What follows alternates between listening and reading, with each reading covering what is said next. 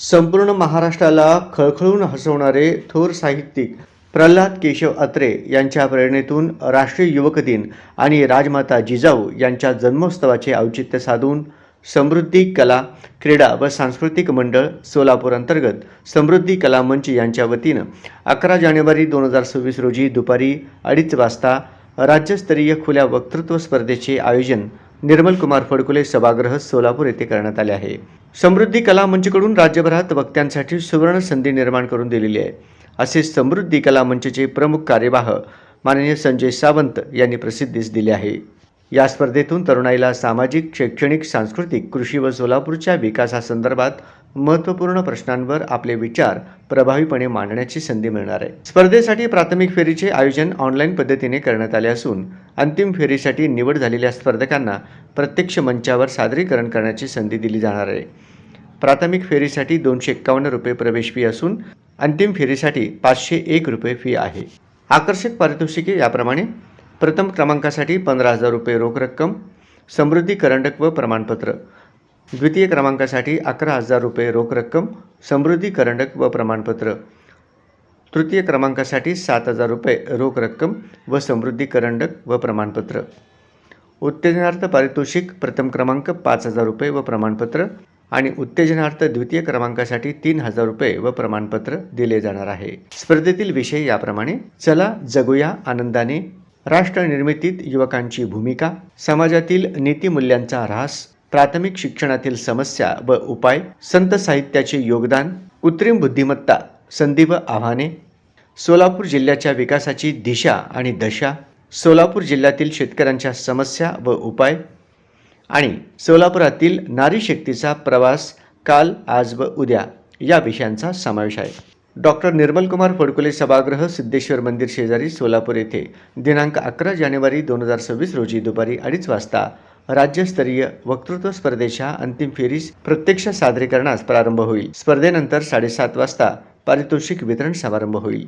यावेळी मान्यवरांची उपस्थिती लाभणार आहे। नोंदणीसाठी संपर्क क्रमांक आहे डॉक्टर माधुरी भोसले 87 88 51 83 55। तर प्राथमिक फेरीसाठी संपर्क क्रमांक आहे किरण लोंडे 90 11 27 91 12। आयोजन करण्याचा जो मुख्य हेतू आहे हा या ठिकाणी विशद करतो। या स्पर्धेमध्ये मूळ विषय जो आहे की आपल्या प्रज्ञा अत्रे यांचं जे काही वक्तृत्व महाराष्ट्रामध्ये ज्या सभा आतापर्यंत गाजल्या त्यांची प्रेरणा घेऊन या सगळ्या वक्तृत्व स्पर्धेचं आयोजन करण्यात आलेलं आहे। विशेषतः स्वामी विवेकानंद यांची जयंती, राष्ट्रीय युवक दिन जो आहे, या युवक दिनाच्या निमित्तानं युवकांनाही प्रेरणा मिळावी आणि योगायोगानं 12 तारखेला जिजाऊ जन्मोत्सव जो आहे याचं औचित्य साधून या स्पर्धेचं आयोजन करण्यात आलेलं आहे। या स्पर्धेचा जो मुख्य हेतू आहे, पाठीमागे माझ्या डोक्यामध्ये बऱ्याच दिवसापासून ही संकल्पना होती। महत्वाचं म्हणजे सोलापूरच्या विकासासंदर्भामध्ये युवकांमध्ये लोक चळवळ निर्माण व्हावी, हा या स्पर्धेचा मुख्य हेतू होता। सोलापूरच्या शहराच्या अनुषंगाने आपले 3 विषय त्याच्यामध्ये टाकलेत।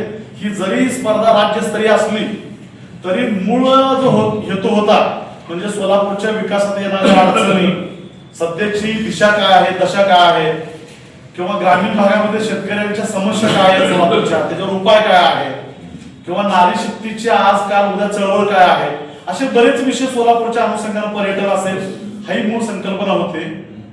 परंतु राज्यस्तरीय स्पर्धा घेत असल्यामुळं राज्य स्तरातले सुद्धा कृषी असेल किंवा शैक्षणिक असेल, सामाजिक असेल, सांस्कृतिक असेल, अशा वेगवेगळ्या क्षेत्रातले तरुणाईला विचार करण्यासारखे आणि तरुणाईला एक दिशा देण्यासारखे विषय या निमित्तानं आम्ही या ठिकाणी मांडलेले आहेत। बाकी राहिलेला जो विषय वक्तृत्व स्पर्धेच्या अनुषंगानं स्पर्धा प्रमुख आपले समृद्धी कला मंचचे उपाध्यक्ष किरण लोंढे सर आणि अध्यक्ष सुद्धा या ठिकाणी आपल्याला आवाहन करणार आहेत।